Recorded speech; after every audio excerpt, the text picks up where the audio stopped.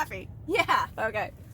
Yeah. Okay, so it's, all right, it's day 15. Day 15. Okay. First thing is I have to secure this property. I mean, yes, there's all kinds of evaluations and inspections and stuff, but I have to secure the property because as soon as people in the neighborhood who are up to no good start making trouble in my neighborhood, wanna go in, you know, they're gonna see me doing stuff and they're gonna think I'm putting copper in there. They're gonna think I'm putting tools in there. They're gonna try to steal stuff just like I did before.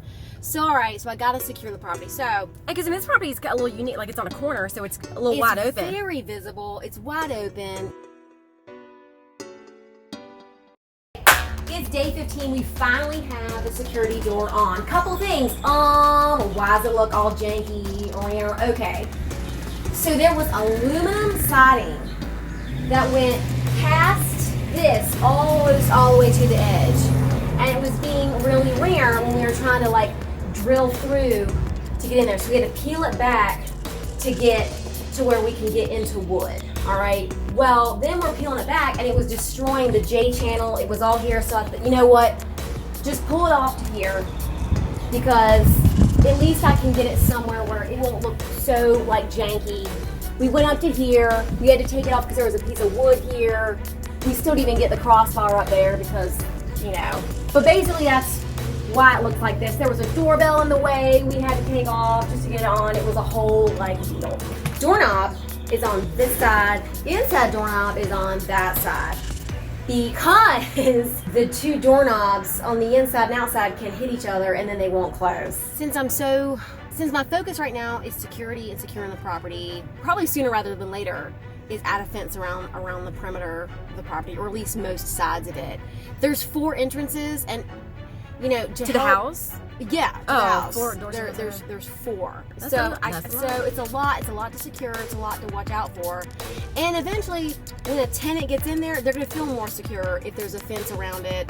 That's, you know, because there's an alley back there. It's on. So you're essentially 3 streets around you. You want people to feel comfortable. Got to figure out where the lines are so I know where I can put a fence, where the lines need to be. So pull survey. So went and pulled the survey.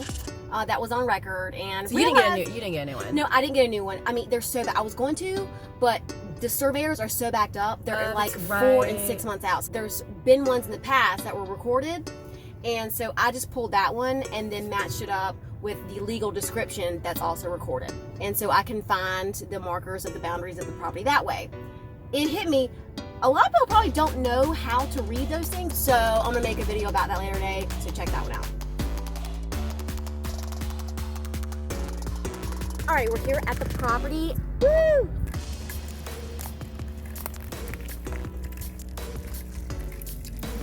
$35, $36, $37, $38, $39.72. So that's probably like 9 inches. Okay, so right around here. Found it. Okay, look, yeah, it's an iron. And see this pink tape? In North Carolina, your pink color is survey color. So we know that somebody in the past marked this. So are we gonna spray that then? Yes. With pink? Okay. We're gonna spray it. But Adrian, I don't like pink. I like purple, or I want yellow. Well, that sucks. You gotta use the right color. Why? Because, and it might be different for your state, but in our state, pink is survey color. Okay, so when people and utilities and whatever see pink, they know what that means.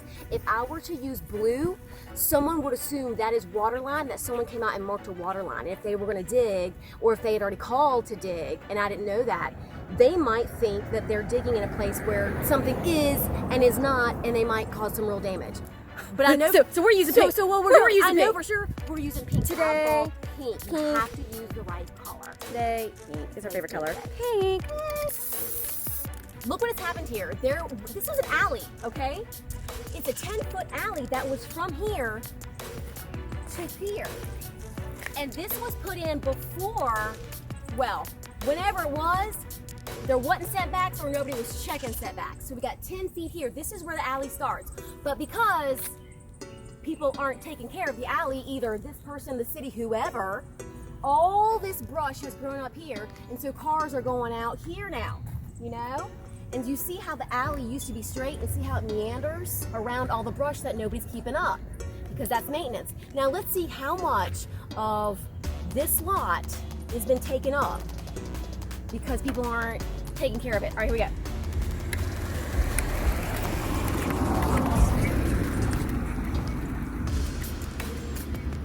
"17 feet. Well, that ain't okay with me. That's a lot. I'm taking it back." Oh. All right. Okay. Okay. Oh, there See, it is. here it is. Okay. Here's the that iron. piece. Okay. The dog doesn't like us.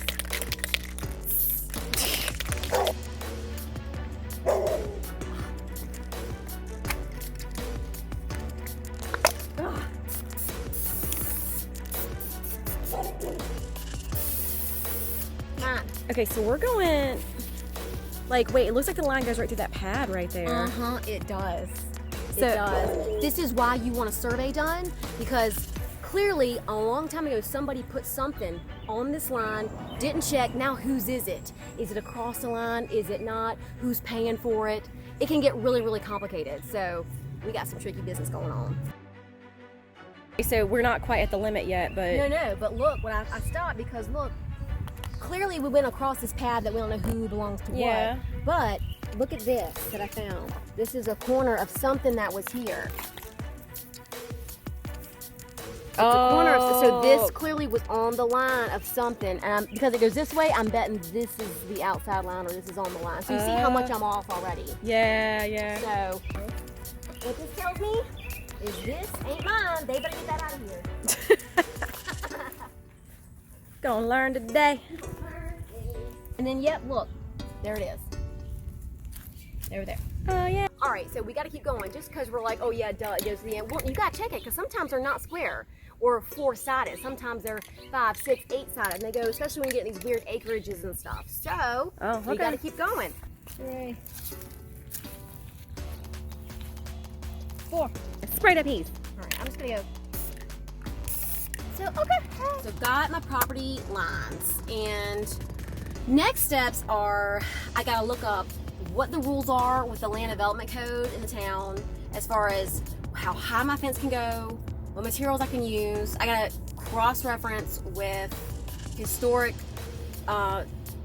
district overlays and what I'm allowed to do there with what type of fence. I gotta look at setbacks, where I can put the fence, where I can build stuff, and then see what I can put up, because there's all kinds of rules about that. So that's next steps, because I'm about to make a lot of people mad. You made a lot of people Because mad. I'm taking my alley back, okay? Well, it's not my alley, it's the alley, but I'm taking my Your yard. my yard back. I'm gonna have Lorenzo, the yard guy, come and napalm that piece back there. Oh yeah, all that mess Clear out. out all that, because who isn't doing it? Everybody's not doing Nobody's it. doing it. Nobody's Taking doing the alley back, opening that up so people are like, oh, you can't put your fence line back. No, I'm putting my fence line back where I want to put it, on my line, taking my yard back.